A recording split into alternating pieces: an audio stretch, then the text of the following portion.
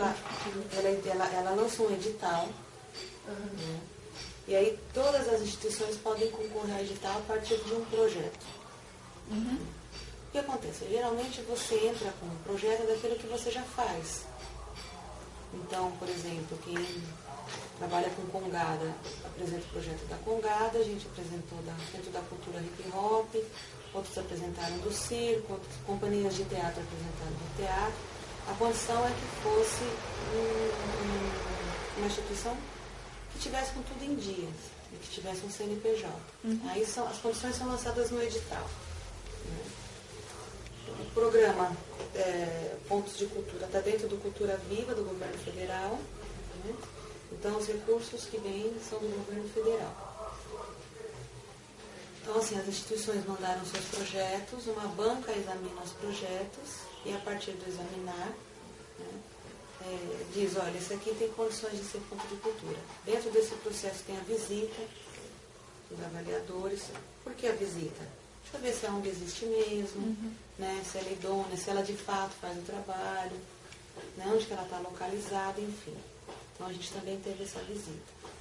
E aí os pontos de cultura, eles estão localizados nos bairros, periféricos ou não. Depende do público que ele quer atingir.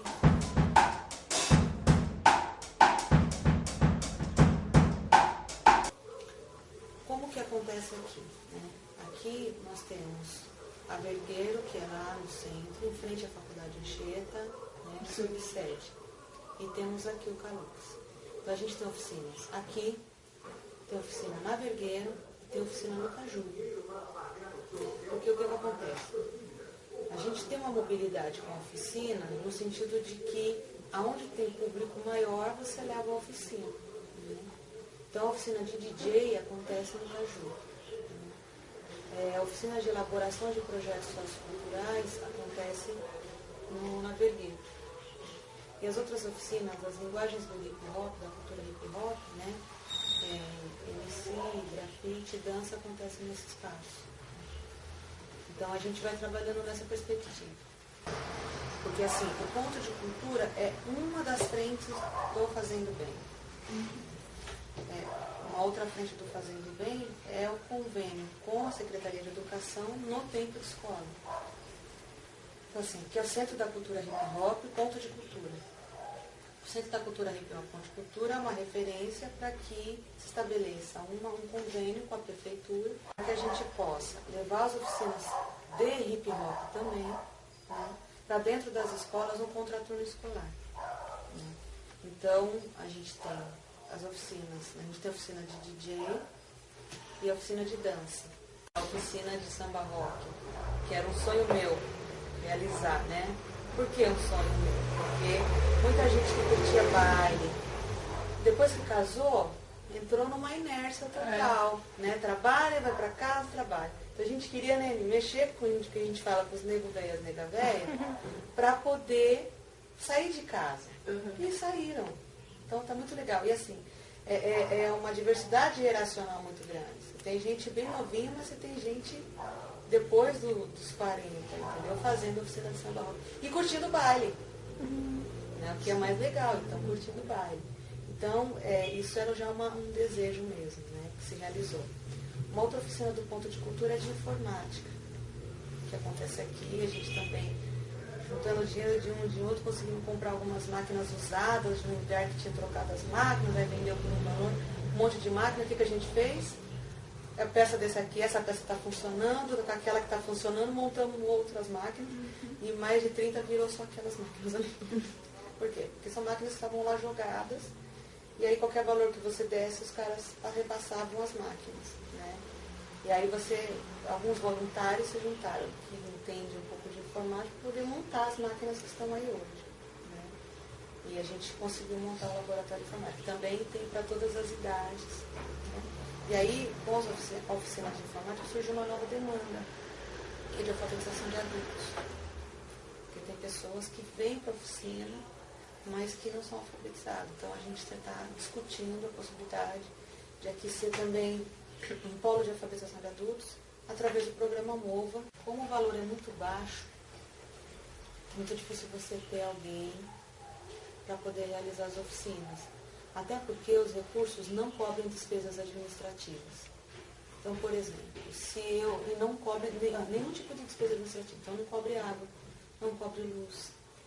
Se eu contrato por CLT, não cobre, né, as despesas trabalhistas. Então, a gente tem problemas mesmo. E isso é uma grita dos pontos de cultura. Como que eu vou realizar se eu não posso gastar com absolutamente nada?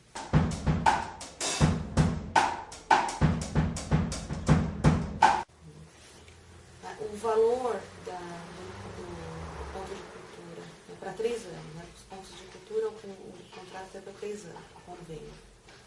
E é 60 mil por ano. Um ponto de cultura, o que é principal dele é equipá-lo para que ele possa continuar seus trabalhos mesmo depois que não tenha mais esses recursos. Porque assim, se acaba 3 anos e não lança novo edital, você tem que andar com as próprias pernas. Muitos pontos de cultura fecham. Muitos. Porque você precisa ter uma sustentabilidade financeira, política, social, para garantir que esse trabalho não morra depois que acaba o recurso. Né? Então, assim, uma parte desse dinheiro vai para a aquisição de materiais e a outra para pagamento das oficinas. É um valor muito baixo quando você pensa em 60 mil por ano. São 12 meses, isso vai dar 5 mil por mês. Se você colocar no seu plano de trabalho que você vai realizar 5 oficinas, você tem que realizar 5 oficinas. Tudo que você faz de alteração no plano de trabalho, independente de ser ponto de cultura ou não, tem que ter justificativa, você vai fazer a mudança no plano de trabalho, eles vão avaliar. Por quê? Porque como é dinheiro público, tem prestação de contas para o Tribunal de Contas. Então a gente presta contas para o município presta contas para o Estado e assim sucessivamente. Então a gente precisa usar o dinheiro exatamente onde você colocou que o dinheiro seria usado. O ponto de cultura está indo para o final já do convênio. Julho do ano que vem termina. Isso. Quer dizer, termina o repasse, né? O Sim. Ponto não termina, o ponto é sempre ponto. É uma vez ponto, sempre ponto. Mas assim, o convênio com o programa Cultura Viva... Mas já tem previsão de edital? Oi? Já tem previsão de edital para, de repente, se continuar com o convênio? Existe uma discussão, né? Então, na verdade, assim, não, ele não renova, na verdade. Você tem que apresentar outro projeto. O ponto, ele é por 3 anos para você estruturar e aí você continuar caminhando depois com o mesmo nome, com as parcerias privadas, né? Aí não tem uma renovação, você tem que apresentar outro projeto. Isso em caso de saída do novo edital, de lançamento do novo edital. Porque assim, você só pode falar que é um projeto de continuidade se o edital for para garantia de continuidade. Isso tem que estar explícito no edital, aí ele é direcionado aos pontos de cultura já existentes. Né? O problema dos pontos de cultura, eu vejo que é um grande problema. O pessoal não consegue entender que o ponto ele tem um prazo determinado da parceria, é de 3 anos. Dali para frente, você tem que andar sozinho e manter o ponto funcionando. Esse é o objetivo. Né? Só que a gente tem um problema. Uma confusão muito grande, que até eu digo que é uma confusão conceitual. Né? As pessoas têm uma visão de que o poder público tem que tutelar o terceiro setor. Então, vocês têm que nos manter, vocês têm que ter dinheiro para a gente poder continuar as atividades. Eles não têm uma visão de que o terceiro setor não é tutela do poder público. Né? Pelo contrário, ele nasce dos movimentos sociais, né? Mas as pessoas não têm essa visão por quê? Porque nem todas as entidades nasceram dos movimentos sociais. Então, muitas entidades nasceram do assistencialismo. Então, você tem absolutamente tudo. Por exemplo, no PPA, no lançamento do PPA, foi no CRI, e aí foi com o terceiro setor, né, com a sociedade civil organizada. Teve um grupo que se uniu que o poder público tinha que ensinar-nos tudo. Sabe? Tudo. Olha, gente, é vocês que têm que fazer o estatuto. É o poder público que tem que fazer o estatuto. É o poder público que tem... Aí a gente fica olhando essas coisas, então você percebe que há uma confusão muito grande, é uma confusão conceitual. As pessoas não sabem o que é sociedade civil organizada, o que é terceiro setor. Porque quando você acredita na tutela, você não sabe muito bem onde você está.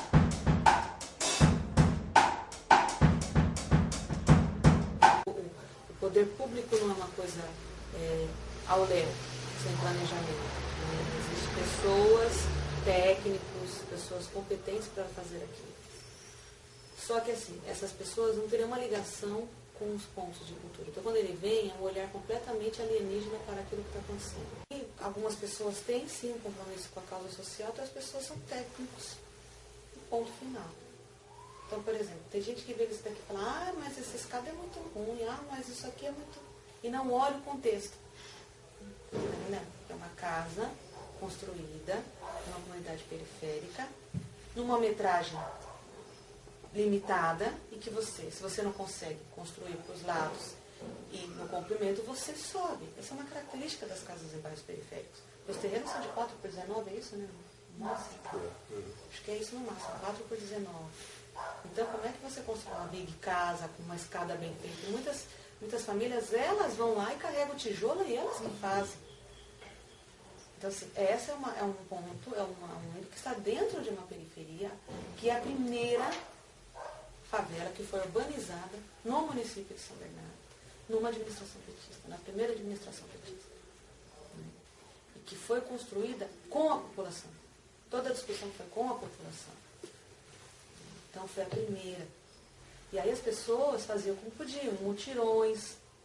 Então, alguns espaços aqui, por exemplo, tem gente que só agora conseguiu fazer sua casa. Só agora. Né? Tem uma barraquinha ali que era um barraquinho de madeira ainda.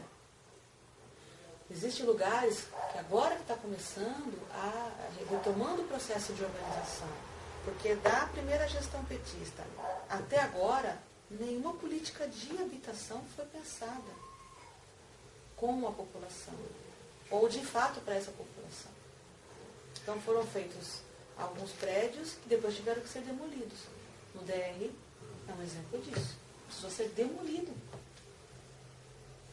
Então agora que está começando. Existiam famílias que foram desabrigadas de suas casas por conta do Rodoanel, e que eram para estar num estado temporário em alojamentos. Detalhe, alojamento, 50 famílias para um banheiro. Né? De rato comendo gosto de criança, por conta da condição. O que aconteceu? Agora que retoma isso, e que essas pessoas possam ter uma vida mais digna, porque saem desses alojamentos e vão ter suas moradias. Então, assim, as pessoas, quando elas vêm para fazer uma fiscalização, elas não são todos que têm esse olhar. Então chega aqui e fala, mas essa escada é assim, mas essa janela é assado, mas aqui é um perigo. E não olha a dimensão de que essa é a realidade local. Né? Que é diferente se vocês forem na Vergueiro, por exemplo.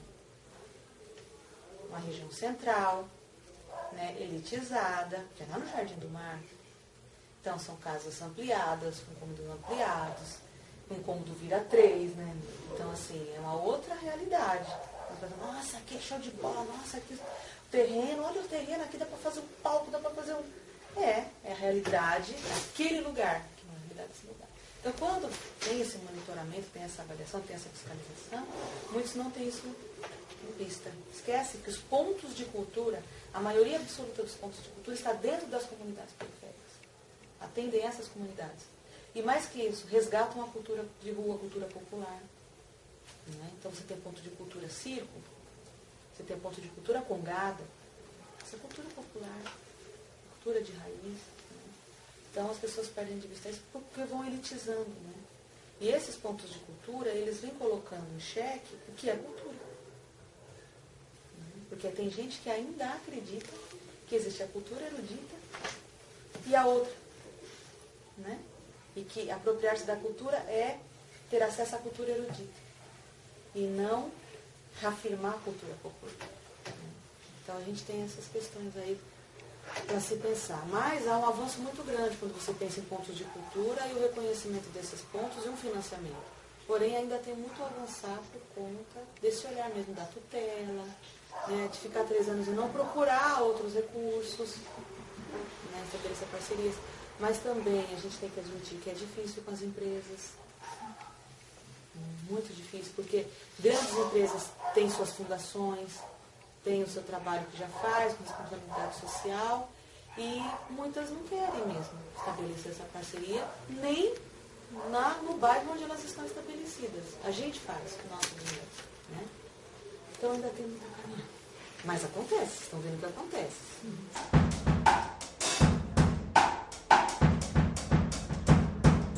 8 pontos aqui, São Bernardo? 8 pontos de cultura. E como que é o relacionamento entre os 8 pontos? Está no estado da arte. Né? Está se construindo no processo. Por quê? Porque São Bernardo também não tinha uma história dessas instituições conversando entre si. Né? Se fortalecendo, buscando mecanismos de levantamento de recursos. Não existia essa discussão.